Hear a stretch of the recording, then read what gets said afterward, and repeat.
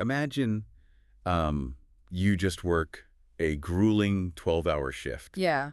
And I mean physical labor in the scorching heat. Oh, man, yeah. Like sun up to sundown in a dusty vineyard. Exactly. Your back aches, your hands are completely raw, and you're just totally exhausted. But then this other guy strolls onto the job site for literally the last 60 minutes of the day. Right. He barely even breaks a sweat. Yeah, and at quitting time, the boss hands you both the exact same paycheck. I mean, you'd be absolutely Good furious, right? Oh, it violates every single instinct we have about fairness and justice. Right. Our internal accounting systems immediately flag it as, a gross injustice. You put in 12 times the effort, so you expect 12 times the reward. For sure. But that deliberately unfair-sounding scenario is actually the exact premise of one of Jesus's most famous and, frankly, baffling stories. Yeah, the parable of the vineyard workers. Right. So today we are taking a deep dive into this story to really understand the mechanism behind it. And we are so glad you are here with us for this. It's going to be a good one. Yeah, we are leaning heavily on a deeply insightful sermon from the Church of 1122 as our primary guide today. Yeah, that sermon is fantastic. It really is. And we'll also be pulling in some historical context from a few supplemental theological commentaries just to round things out. Exactly. We'll be exploring human entitlement, the shocking economics of grace, and, why we are just so prone to complain when someone else gets a good deal. Welcome to the deep dive. So diving in, the 1122 sermon basically treats this parable as a mirror, right? Yeah, and what it reflects back isn't exactly flattering because it targets a very specific, very deep-seated human flaw. Right. But, Jesus didn't just tell this story out of nowhere. The context here is super critical. Yeah, tell us about that. Well, Jesus is using this story about bad agricultural accounting to actively dismantle a toxic mindset that had just surfaced in one of his closest friends. Right, so we actually have to rewind slightly to the end of Matthew chapter 19 to see that trigger. Yeah, the encounter with the rich young ruler. Exactly. Jesus has this encounter with a guy who asks what he has to do to inherit eternal life. Which, as the 1122 pastor points out, reveals a completely flawed premise right from the start. How so? Well, you don't perform tasks to earn an inheritance. Right. An inheritance is received purely based on who your father is. Oh, that makes total sense. But the young man is operating on, like, a wage system. He wants a checklist. Exactly. He wants a checklist. And in the first century cultural context, wealth was widely viewed as a direct sign of God's favor. Wow, okay. So when this wealthy, outwardly righteous guy claims he has kept all the commandments since he was a boy, he genuinely believes his resume is flawless. Yeah, he thinks he's earned it. But Jesus decides to expose the one thing this man loves more than God, right? Yeah. He tells him to sell all his possessions and give the money to the poor. And the young man walks away absolutely devastated. He just cannot let go of his idol. The wealth had a total grip on him. It really did. But the real friction happens next. Yeah. The disciples are watching this whole thing unfold, and Peter steps up. Oh, Peter. Yeah. He basically says, well, we aren't like that guy. We left our nets, our boats, our families to follow you. So, like, what's in it for us? Yeah, Peter is looking for his return on investment.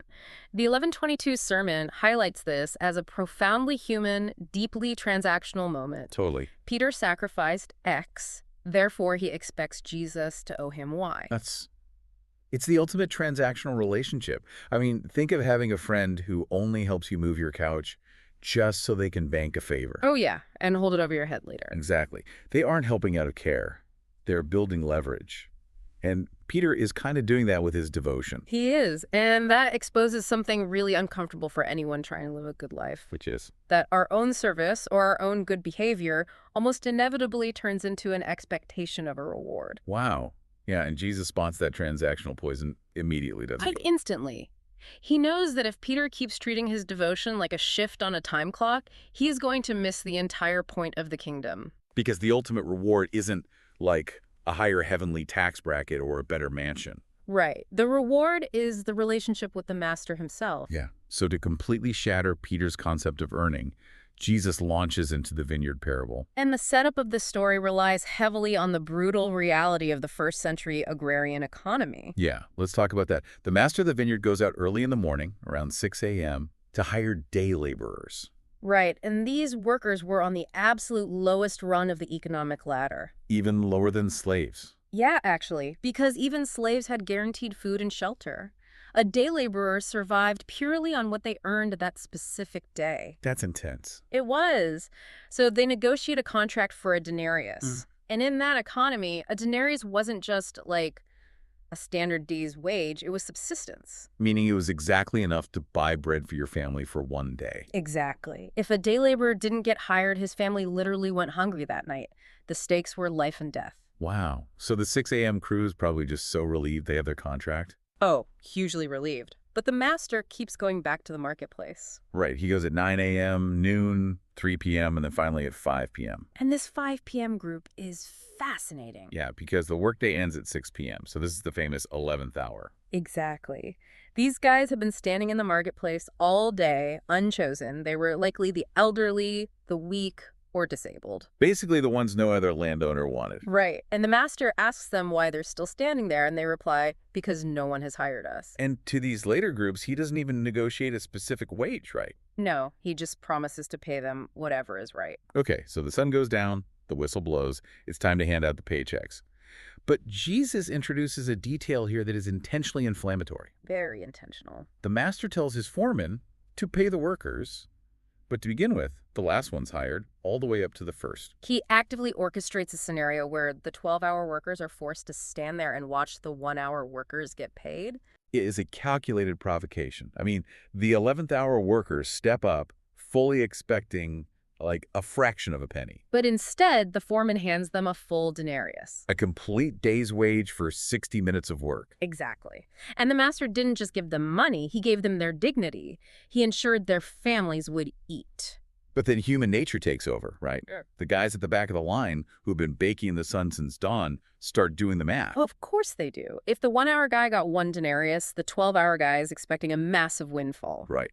But when they finally reach the front of the line, the foreman hands them exactly 1 denarius. They get exactly what they agreed to, not a penny less. Yet they are completely outraged. Yeah, the author Philip Yancey points out in one of our supplemental commentaries that this makes zero economic sense. None at all. No employer stays in business paying the same amount for 1 hour's work as for 12. Right. But Jesus is actively subverting their expectations of how an employer works, and by extension, how God operates. Yeah. Yancey notes that Jesus is illustrating how God dispenses gifts, not wages.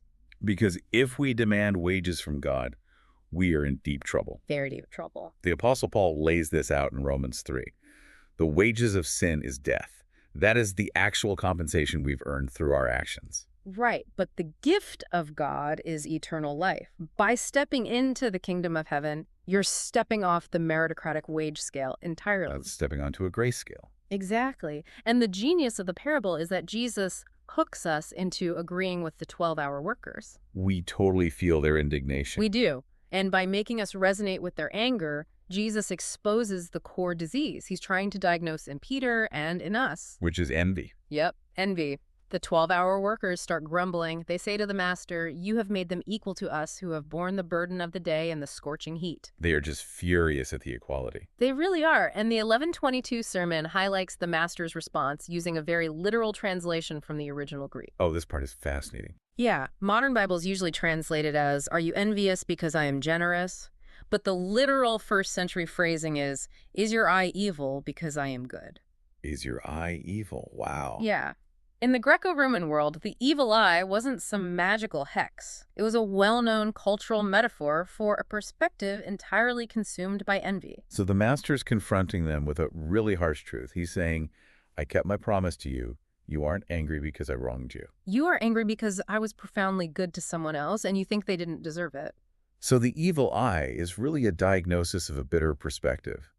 Envy is a resentful awareness of an advantage enjoyed by someone else. That's a perfect way to put it. I mean, think about scrolling through social media.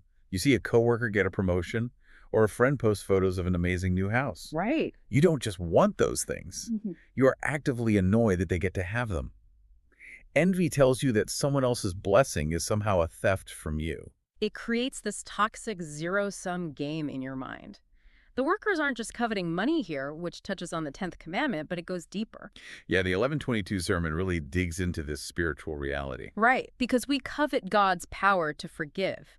We deeply resent it when latecomers, people we deem less worthy or more broken than us, receive the exact same grace we do. We secretly want a tiered heaven, like where our early arrival or our good behavior gives us VIP status. Exactly. There's a chilling quote from Dr. Jim Caulfield, referenced in our Washington Institute source, that nails this dynamic. I remember this one. He says, "Sacrifice will always turn into entitlement unless grace intervenes." That is so powerful, because if you serve in your community, if you give to charity, if you just try to be a morally upright person, you are building a resume. You are. And if grace doesn't intervene, you start believing God owes you a comfortable life, or obedient kids, or a healthy bank account as payment for your services. And that internal entitlement never just stays internal, does it?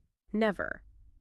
It almost always metastasizes into how we treat other people and how we react to our circumstances. Which brings us to the next big point from the 1122 sermon.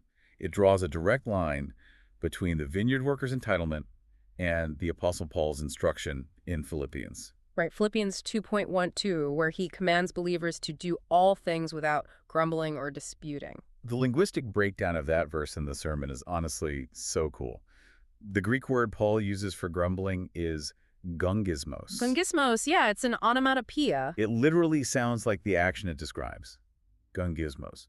It's muttering. Yeah, it's the hushed, passive-aggressive complaints at the water cooler. It is secretly expressing displeasure without ever seeking an actual solution. And Paul pairs it with the word for disputing, dialogismos. Right, meaning contentious internal debate or arrogant reasoning. But Paul is doing something very deliberate by using the word gungismo. He's referencing the Old Testament, right? Specifically, the Israelites wandering in the wilderness. Right. They had just experienced the ultimate rescue. God parts the Red Sea, saves them from the Egyptian army, and they walk through on dry land. It's this massive miracle. Yeah, but then 3 days later, they are standing in the desert muttering gongismos. Like, we have no water, the food is boring, we should have just stayed as slaves in Egypt. It's wild. But Paul is signaling here that grumbling isn't just a negative personality trait or, a bad habit. What is it then? It is an act of rebellion. When we grumble, we are doubting God's provision and we're questioning his character. We are looking at the master of the vineyard and saying, your accounting is wrong. My plan for my life is better than your plan. Exactly. But wait, let's introduce some friction here. Is every complaint a rebellion? I mean, what about pointing out a genuine injustice or just experiencing real grief? That's a great question. Are we just supposed to unlearn emotional honesty, paste on a fake smile, and pretend everything is fine when life is objectively falling apart? No, not at all. That distinction is absolutely vital, and the biblical text actually leaves plenty of room for emotional honesty. Okay, how so? It is the difference between a lament and a grumble. Okay, unpack that for me. A biblical lament is taking your profound pain, your confusion, and your genuine hurt directly to God. You are asking for his help, seeking resolution, and wrestling with him. So it's more relational. Yes, it is an act of deep faith. Grumbling, however, is subversive. It is complaining to others about God. Oh, that's a huge difference. It really is. Grumbling is steeped in entitlement, lacking any desire to actually trust God in the midst of the pain. Lament seeks connection, whereas grumbling creates division and toxicity. So it really all comes down to the posture of the heart. Exactly. If this internal accounting system, this constant calculating of what we deserve is so destructive, we have to completely bankrupt the system. We almost have to unlearn the concept of earning entirely. We do. So how do we actually do that? Well, the cure, according to the 1122 framework, is a radical re-understanding of grace. The sermon emphasizes that everything a believer has is a blood-bought grace gift. A blood-bought grace gift. Yeah. Think back to the workers in the 11th hour. They didn't force the master to hire them. Right. They couldn't earn their way into the vineyard. They had to be chosen and invited in. Salvation is received, not achieved. The pastor uses a really compelling visual to explain how this grace functions, too. Oh, the cross analogy. Yeah, he points to the physical shape of the cross as an intersection. The vertical beam represents God's justice. A holy God cannot simply ignore sin or wave a wand over injustice. Right, a price has to be paid. But the horizontal beam represents God's grace. It is Jesus' arms spread wide in an open invitation to anyone willing to believe. Justice and grace collide in that one specific place. And when you truly grasp the magnitude of that collision, it alters your behavior on a cellular level. Yeah, it has to. Paul tells the Philippians that by dropping the entitlement, By abandoning the gongysmos, believers will shine as lights or shine as stars in a crooked and perverse generation. I love that imagery. Because in a culture utterly obsessed with getting its fair share and ruthlessly tracking who owes who, a person who is genuinely content really stands out. Yeah, a person dripping with gratitude stands out like a beacon in the night sky. That brings us perfectly to Jesus' closing line in the parable. He flips Peter's transactional question on its head. He says, so the last will be first and the first last. Yeah, and theologian John MacArthur has a brilliant way of illustrating how this actually works mechanically. Oh yeah, the foot race analogy. Right. He says to imagine a foot race. The only mathematically possible way for the first runner to be last and the last runner to be first is if every single competitor crosses the finish line at the exact same instant. A complete dead heat. Exactly. Every person gets an equal, infinite share of God's grace. The thief on the cross who believes in Jesus in the final agonizing seconds of his life inherits the exact same eternity as the missionary who sacrificed everything to serve for 50 years. It's hard to wrap our human minds around, but that's the beauty of it. Because the reward is completely decoupled from the amount of sweat equity you put in. It is based entirely on the inexhaustible generosity of the master. Yeah, as long as you measure your worth by comparing your effort to the person next to you, you will always be infected with either pride because you did more or envy because they got the same as you. But when you realize you were bankrupt to begin with, comparison simply dies. That's it right there. Yeah. When you realize you were actually just an 11th hour worker who is standing around with nothing to offer, and the master handed you the ultimate gift anyway, your entire posture toward the world changes. It has to change. You drop the HOA-style clipboard. You stop acting like a gatekeeper trying to keep people out of the kingdom because they haven't earned it, and you become a door holder. Eagerly welcoming them in. Eagerly. That shift from gatekeeper to door holder is the transformative power of this parable. Jesus dismantles Peter's transactional view of religion and replaces it with relational awe. So, to summarize our journey today for you listening, Jesus used the scenario about deeply offensive agricultural accounting to expose the toxic roots of our envy. Yeah, and through the lens of the 11:22 sermon, we see that he answered Peter's question of, what do we get? By demonstrating that grace is the only cure for a grumbling, entitled heart. You do not want God to pay you wages. You want the gift. Absolutely. And as we close, there is a profound thought from theologian David Ewert that takes this one step further for all of us. I love this thought. He asks, if grace is truly an unearned gift, and if God has completely torn up the rule book of who deserves what, how much of your daily anxiety and frustration comes from secretly keeping a cosmic ledger? Wow. How much energy are you wasting tracking who owes you, who has it easier than you, and who is getting away with something in a ledger that God himself has already thrown in the fire? That is something to chew on this week. Until next time, keep a close eye on your own ledger. Thank you so much for joining us on this deep dive. We will catch you on the next one.